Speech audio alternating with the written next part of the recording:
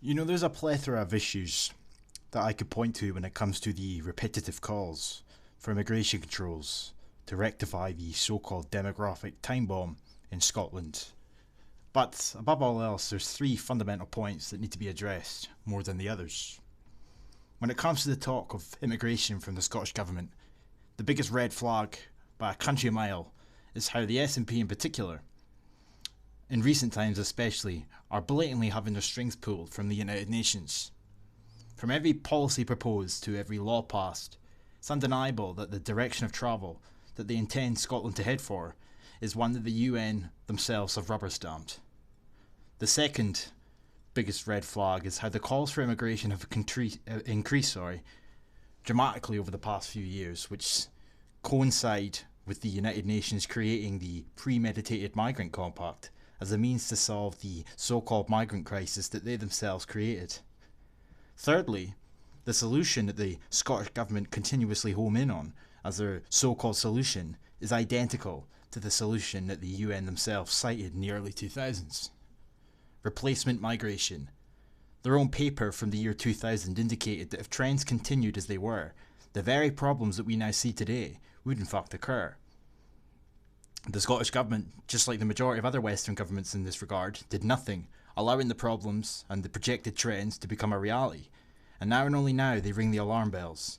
And as if by sheer and utter coincidence, their solution is replacement migration.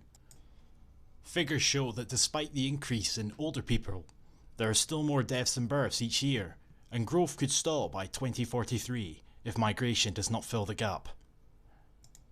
So for the last 20 years, or more so 12, since the SNP been in charge, never once have I ever heard them mention native birth incentive. They've not even tried to go down this avenue, and even today, they still don't mention it. They never even talk about any potential upticks when it comes to native births in the future. It just seems that every single projection and every single solution show migration to be the answer. And if you ask me, I find this all a bit too convenient. How can projections show migration will solve all their problems when they don't have control over immigration? These projections have obviously taken migration into account prior, and they're using the results to showcase why we need immigration powers to be devolved. Have they never heard of native birth incentive? Have they even tried? How can this government sit there on the one hand and proclaim to stand up for the people of Scotland, when in the next breath they're quite prepared to see the people of Scotland be a thing of the past? And this is exactly the point I've been trying to highlight when it comes to how they've deliberately erased native Scots and replaced it with this bullshit about anybody being able to come here and be just as Scottish as native Scots, or should I say just as Scottish people. A nation belongs to everybody who lives here and not the people that it belongs to originally. That type of rhetoric. It's no coincidence what's occurring here. We want people in Scotland to live long, healthier, happier lives, so this projected increase in life expectancy is extremely welcoming.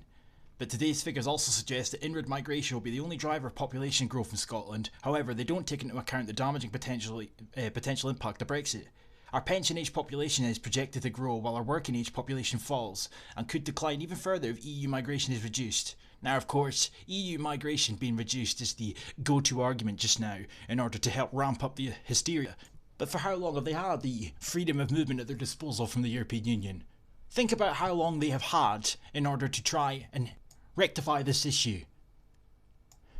These people are out and out liars, using Brexit as their excuse to have devolved immigration powers. And of course, the real reason that they want immigration powers is so they can go further afield, because by their own admission, with EU freedom of movement at their disposal up until this point, they've not had enough immigrants coming in to fill the shortages. They've not attracted enough people. They want control over immigration to continue doing what they've done up until this point. And as I keep saying, what they've done up until this point is clearly not enough by their own admission. It then goes on to say that this is why Scotland needs inward migration to support our public services, economy, and particularly in sectors like tourism, construction and agriculture, but also to enrich and diversify our society. Now I'm getting a bit sick and tired of having to play along with their namby-pamby progressive rhetoric. What do you think they mean about when they say diversifying society? Do you think they mean an estate full of Scottish people with some Polish and Portuguese alongside? No, I don't think they do. What do the lefties in the establishment and in the news and in general, the activists and so on, what do they mean when they talk about diversity? It's not diversity of thought anymore. It's not diversity of opinion. Oh, no, no, no. Of course they mean diversity of a particular kind. It's clear Scotland urgently needs power to deliver a tailored immigration system so we can mitigate against the risks of the government's increasingly restrictive policies and ensure Scotland can continue to be welcoming, progressive and diverse. It's very easy to pin the blame on Westminster. Very easy to pin the blame on the so-called far-right ending, the far-right decision to end freedom of movement. What have you done up until this point? What have they done? They've done nothing at all. They have not done a thing. So in effect, you could be rewarding these people. Because far lefties like the SNP, there's one thing that they all thrive on, regardless of which country they reside in. It's open borders are the next best thing. They've sat idly by, allowed these problems to get worse, and their solution is immigration. Their solution just so happens to be a reward for people like this. And not only that, above all else, their solution is identical to the one the United Nations put forth. And as I said at the beginning of this video, it's the United Nations that seem to be pulling the strings of the SNP. Scotland can continue to be a progressive and diverse country. I mean, just get fucked. Seriously. I mean, which one is it? Is it the answer to our ageing population? Or is it to diversify our society? We need immigration power to diversify our society. I mean, I'm not an ethno-nationalist. And I'm not far right. In fact, I don't particularly care that much about politics in general. Believe it or not, I've never pledged loyalty to any particular party, and I've only ever voted in 2 referendums. I've never voted in any... No, that's a lie.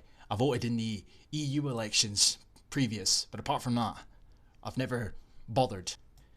But I was quite happy with how society was before the SNP decided to transform itself into the Rainbow Unicorn Brigade and proclaim that diversity is a great cohesive strength and we need it, and the more diverse our societies are, the better and more prosperous we'll be.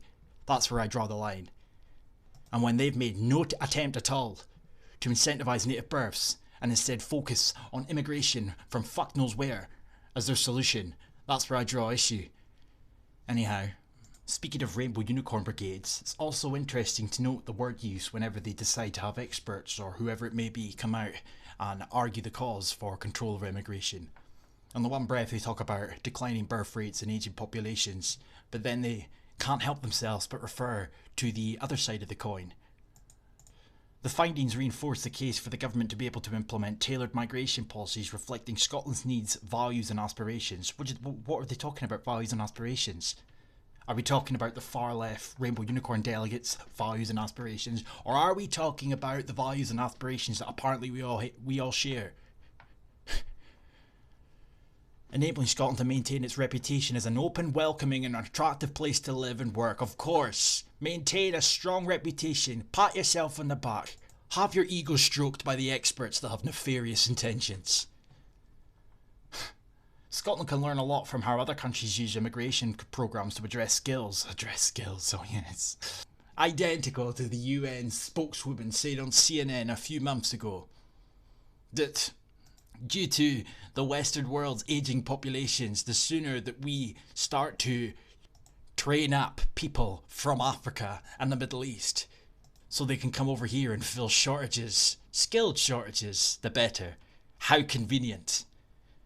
The report looks at a range of examples, such as Australia, Canada, Spain and Sweden, and Canada's demographic change is rapid, and the unrest growing in Canada shows. And as for Sweden, Sweden is a country that nobody should dare try to emulate, but it seems Helmet Head and the Rainbow Unicorn Brigade seem intent to do so. What a great example to look at, Sweden. Yes. Or what about Spain? Opening the borders to anybody that decides to rock up via an NGO or themselves. What a great set of examples to look at. And as for Australia, well, the UK's own government said that they were going to implement an Australian point-based system for immigration, and it was deemed far right by the SNP, because let's forget, open borders or the next best thing is the only way to solve our ageing populace, according to Helmet Head. These schemes show immigration programs can be efficient and effective And means of addressing demographic challenges, oh yes. Getting rid of whitey.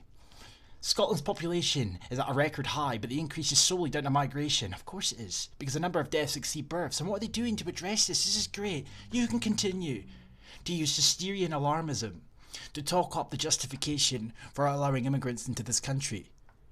But above all else, there's two things that need to be addressed. First of all, what happened to charity begins at home? What happened to sorting out the problems internally before opening our arms to the wider world? You've got a bunch of homeless people on the street, you've got a bunch of people that can't find jobs, and you've got poverty rising continuously year on year, and yet they're fucking obsessed with migration. And second of all, talking about deaths exceeding births. What are you doing to rectify this issue? Why are they talking about wanting Scotland to be the best place for children to grow up when there's no children being born in this country? Answer me that one. A previous report, the expert group warned the UK government's immigration plans could reduce migration by up to 50% in Scotland, but currently, as things stand, nothing has changed. And up until this point, last year, the year before that, and all the way to the early 2000s, they have had the immigration controls that they desire in regards to the 3 countries within the United Kingdom to attract from, as well as the Scottish diaspora, as well as EU's freedom of movement, and they've not done enough. Now, why is that? Why did they sit idly by and allow these problems to worsen? Is Scotland not an attractive place in comparison to England? I agree that there is an element of that, hence why they're trying to deem it more attractive to the wider world. But above all else, they've done nothing in terms of incentivising native births. They've allowed this problem to fucking happen. Don't sit there and try to make out that you've got projections to show issues in 2043 or 2030 or whenever it may be. But yet you've had projections from the early 2000s showing issues today, and you did nothing back then, but you expect us to do something now. All of Scotland's population growth for the next 25 years is projected to come from migration. And again, going back to one of my original points, how is it remotely possible or plausible that you have projections showing that all of our population growth is to come from migration when you don't have control over immigration